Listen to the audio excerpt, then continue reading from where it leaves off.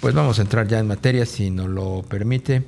Un tema que está permeando ahí en el ánimo del sector financiero, pues es el impacto que pudiera tener el que se formalice y Estados Unidos tome acciones concretas en contra de los cárteles mexicanos de la droga, una vez que fueron declarados organizaciones terroristas.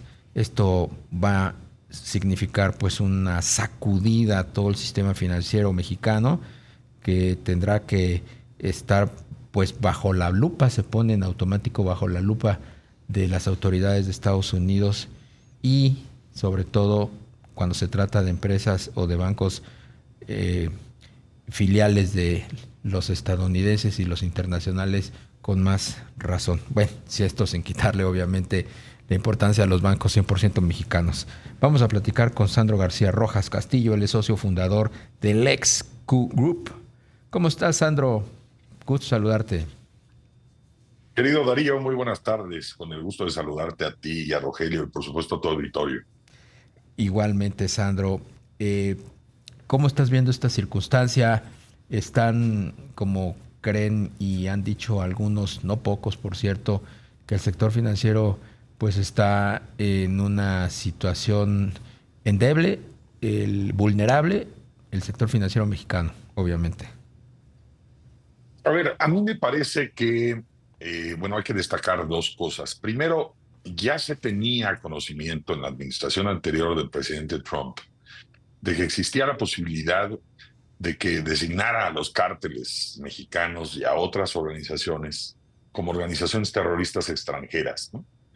Eh, Esto no pasó en aquel momento. La composición, evidentemente, del Congreso y la fuerza con la que llegaba el presidente quizás no se lo hubiera permitido. En este momento, pues la orden ejecutiva fue firmada hace una semana, lo que no significa que ya estén designados. Hay que aclarar aquí que prácticamente esto lo encarga al secretario del de Estado y tiene 14 días justamente el secretario de Estado para consultarlo con el secretario del Tesoro, con el fiscal general, el secretario de Seguridad Interior y la directora de Inteligencia Nacional, para que le propongan, le hagan la recomendación concretamente de a quiénes o a qué cárteles eventualmente habría que designar. Si esto sucede así, tendrán que avisarlo al Congreso de los Estados Unidos, la intención de designar a estos FTOs por sus siglas en inglés, a partir de lo cual el Congreso va a tener 7 días para negar la aprobación o eventualmente no pronunciarse al respecto. Y entonces, expirado este plazo, sin que el Congreso, insisto, negara dicha designación, se publicará en un registro federal haciendo efectiva esta designación. Ahora, ¿cuál es la parte quizás relevante que esto tiene, sobre todo para el sistema financiero? Hay que recordar que el sistema financiero vive en un ecosistema. No podemos aislar a unos y a otros. Cada vez más están interconectados. Y la dependencia de operaciones internacionales entre la banca mexicana y la banca estadounidense y la banca internacional, evidentemente europea, asiática, es muy estrecha. Cuando hablamos de operaciones que van de un país a otro, es necesaria el establecimiento, digamos, la relación de cuentas corresponsales. Y este es un servicio, la banca corresponsal es un servicio que dan los grandes bancos multinacionales, ¿no? Pongamos un ejemplo, como puede ser HSBC, HSBC, Bank of America, etcétera. Digamos que hacen el servicio de ser bancos de los bancos. Y entonces, a través de esta banca corresponsal, lógicamente tienen que cumplir con una serie de requisitos que la propia banca establece.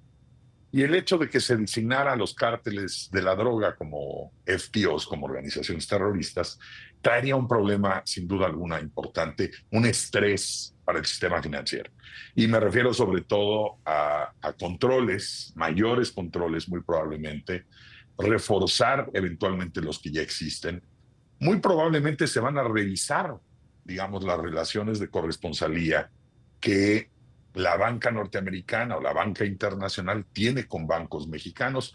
Y esto evidentemente pues genera un estrés en términos generales porque hay una serie de consecuencias naturales que se van a derivar de esta designación, ¿no? Claro. Sandro, y las revisiones que en los últimos años ha tenido el sistema financiero mexicano en este tema y por supuesto la designación de oficiales de cumplimiento de prevención del lavado de dinero, ¿van a ayudar en algo en este proceso que tú nos comentas? A ver, yo creo, gracias Rogelio, yo creo que México tiene un marco jurídico fuerte, sólido. Recordemos que hay un organismo internacional que es Gafi y hay unos estándares que eventualmente los países tenemos que cumplir. México tuvo una última evaluación por allá del año 2016-17, publicada a inicios del 18, y justamente estamos en los albores de lo que será la quinta ronda de evaluaciones. Gafi evalúa entre los países miembros de Gafi, eventualmente se evalúan entre sí y estamos por entrar a la quinta ronda de evaluaciones en los meses por venir y el próximo año tendremos las reuniones frente a frente.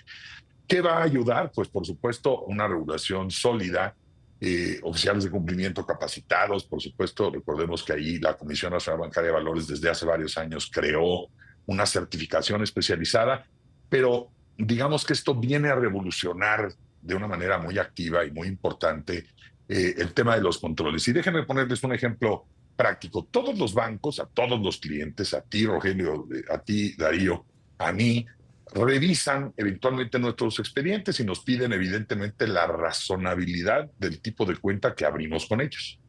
Y eso, montos, frecuencias, zonas geográficas donde operamos, la razón, la actividad a la que nos dedicamos, quién nos deposita, quién nos paga, a quién depositamos, a quién pagamos, si hacemos operaciones internacionales o no, van de alguna manera estableciendo un tipo de riesgo dentro de la propia banca, de tal suerte que habemos clientes con menos riesgo, medio riesgo, más alto riesgo y así. En este momento, de alguna manera, si estuvieran enlistando a Juan Pérez, pues sí, inmediatamente sabemos quién es Juan Pérez, lo tratamos de identificar y de inmediato pues se va a bloquear en el sistema financiero. El problema es que enlistar a una organización fantasmagórica, el cártel X, pues esto va a traer una complejidad importante porque ¿qué significa el cártel? Y el cártel significa zonas geográficas donde opera, significa industrias, mercados donde está operando, minería, agropecuario, ganadero, turístico, de tal suerte que el efecto, digamos, de una consecuencia puede impactar negativamente a esas zonas geográficas donde eventualmente los cárteles operan, a esas industrias que tienen relación directa con diferentes negocios y justamente en esta medición de riesgos, por ejemplo, y me parece que es importante resaltarlo, la banca a lo largo de estos años, donde va midiendo los diferentes tipos de riesgo, también va excluyendo a algunos participantes. Esto es, conocemos sectores donde se les ha cerrado prácticamente las cuentas o para mantener una cuenta les cuesta mucho trabajo, eventualmente es muy costoso. Sector cambiario, sector casinos, en fin. Eventualmente, ¿a dónde se fueron estos operadores económicos? ¿A dónde se fueron estas actividades que, insisto y subrayo, no necesariamente son ilegales, pero que eventualmente la banca, por un tema de medición de riesgos, decidió deshacerse de ellos y no necesariamente abrirles una cuenta? Algunos de estos se fueron con otros intermediarios financieros. Okay. Y aquí es donde creo que vale mucho la pena hacer un énfasis. Fintechs, Sofipos, uniones de crédito, cajas de ahorro, Sofomes incluso, que sí pueden llegar a tener operación y que de alguna manera en este ecosistema que hemos platicado están ligados a la banca. Los bancos muy probablemente van a hacer una revisión más exhaustiva de esos diferentes intermediarios económicos, en algunos casos financieros, para saber a quiénes están dando el servicio. Porque si eventualmente yo no quiero tener estos riesgos como banco, como sistema financiero, pues evidentemente no puedo darle el servicio a otro que sí se lo está dando, aquel que quería yo de alguna manera alejar por cuestiones de riesgo. Claro. Nuevas regulaciones puede haber, nuevos controles, por supuesto, puede haber. A mí me gustaría subrayar dos que me parecen muy importantes. El intercambio de información, que me parece fundamental. Intercambio de información entre la banca desde una perspectiva mucho más ágil, mucho más eficiente, para que eventualmente podamos conocer entre las instituciones. Y la otra, porque nos va a caer la guillotina en 30 segundos, querido Sandro. Sí, no, a mí, si me prestan el micrófono, me lo llevo. Pero ¿cuál es la otra? La otra. Y la número 2, fortalecer los canales de denuncia. Yeah. Los canales de denuncia tienen una importancia mayúscula, sin duda. Pues te apreciamos mucho todo esto que nos comparte Sandro García Rojas Castillo, socio fundador del Lex Q Group. Permítenos dejar abierta esta ventana para seguir hablando del tema. Muchas gracias por la entrevista. Con mucho gusto, gracias a ustedes. Saludos.